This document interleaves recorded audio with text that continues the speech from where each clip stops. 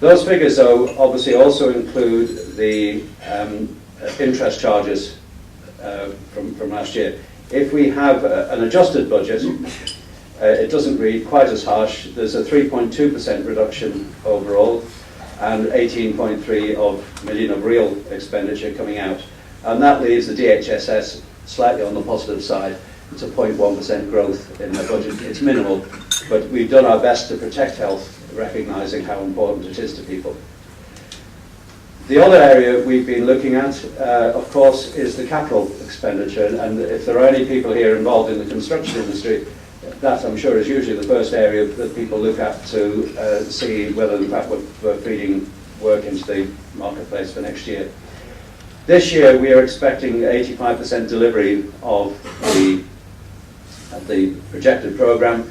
That will deliver about £106 million capital spend this year. But just to put that in context again, about 27 million of that goes on research on the runway extension. So nearly all that money, in fact, has gone off the island. It's not really been available for the local construction industry.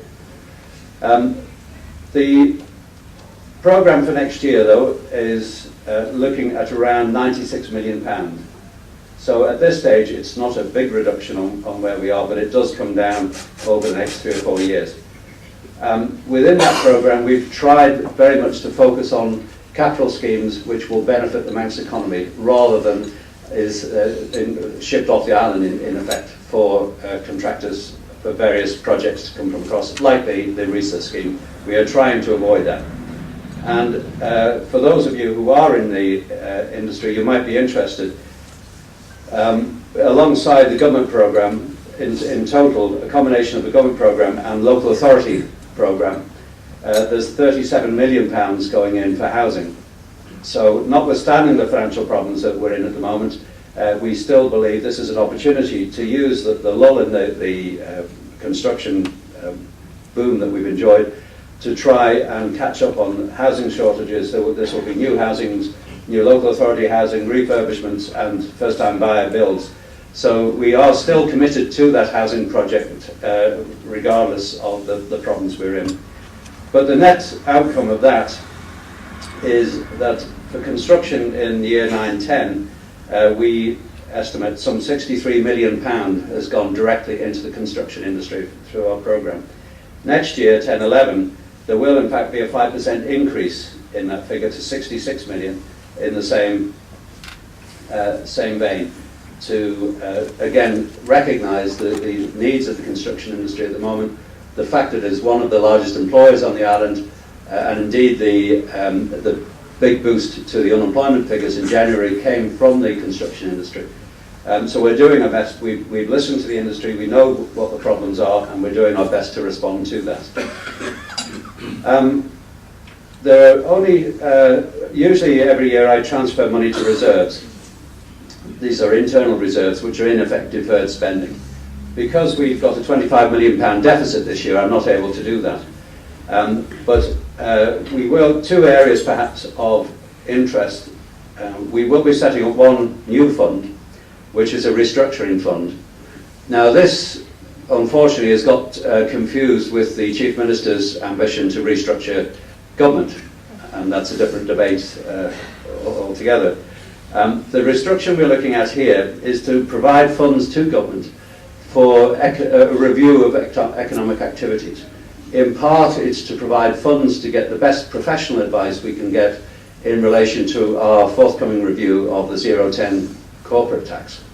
We will be carrying out this review. There will be a consultation document going out, I hope in the next few days, it's just about complete now, asking for your participation in what the future shape of 010 might be, if in fact we need to move at all, and we still have to debate that. There are concerns though being expressed in Europe in the Code of Conduct, particularly focused on Jersey and Guernsey, because although the Isle of Man scheme has been found to be compliant with the European Union, Jersey and Guernsey haven't yet.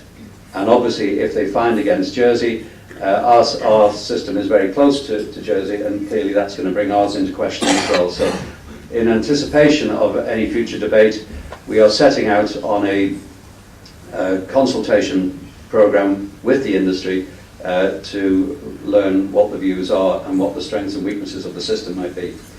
But we are using this £3 million fund to get the best possible advice we can achieve to help us with that. And I can announce that we've appointed Deloitte, who have great experience in this area, who are working with us, not only to help us in the short term, but also to what we intend to do is do a review of the EU-wide taxation structures to identify particular carve-outs which have been approved by the European Union in different countries across the EU to see whether it's appropriate to apply them to the Isle of Man, because clearly a carve-out in Poland, if it's acceptable to the European Union, has to be acceptable to the Isle of Man, and we want even treatment for that. They cannot turn around and expect one thing from the Crown Dependencies when their own countries are having a different treatment of those tax advantages. So there's a huge amount of work to be done on that. I'm very pleased to say that one of the key people in Deloitte who will be working with us is the guy who actually worked in the European Union at the time and helped to draft the original Code of Conduct, so he knows all the nooks and crannies and thinking behind it. So it's very helpful to have him on board to advise us. And we're also taking with us the Deloitte's advisor who worked with Michael Foot on the Foot review. So we have two very key people experienced within the European Union and within the Foot review with a clear insight into UK Treasury to advise us as to what the best way forward is if we have to make other changes.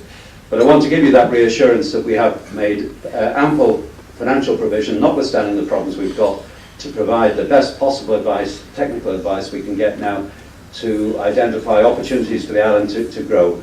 Because on the one hand, it's very easy to get caught up on public expenditure, what we're doing with health, what we're doing with education. The most fundamental step that government has got to take now, the absolute priority, is a drive for economic growth. We have got to get back in the marketplace again. We've got to fire up the economy. Government has got to get its act together. Whatever the rights and wrongs of restructuring of the departments at the moment, the one key element in this that everyone has agreed on is the need to move to a Department of Economic Development to refocus government's efforts to try and stimulate not just growth within the existing sectors, but to identify new niche markets for the Isle of Man, new niche activities. Where is the next e-gaming coming from? Where is the next space industry coming from? Etc. etc. We have to realise that we are in a far more competitive world now than we've ever been before, and we've got to ensure that our efforts are not diffused across several departments, and we are focused very much on that. So in part the restructuring fund is going to help us on that, and alongside that I want to reassure you the Marketing Initiatives Fund, which is used right across government for financial services, for tourism, for DTI, for any other area of economic activity. The Marketing Initiatives Fund will have £10 million in it at the start of this year, so our war chest is still pretty full in terms of our ability to get back into the marketplace and promote the island. Just as an aside, one of the other challenges we've had this last year, which goes back slightly before this time last year, but it's the KSF rescue package that we've had to do. Now, this time last year, we were all pretty well stressed out actually trying to hold things together and find a way forward. The scheme of arrangement that we've been working on was defeated by the high net worth depositors, rightly or wrongly. It's now gone into liquidation.